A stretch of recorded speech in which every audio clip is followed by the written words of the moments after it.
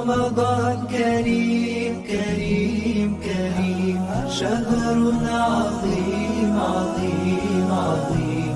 رمضان كريم كريم كريم. Bismillahirrahmanirrahim.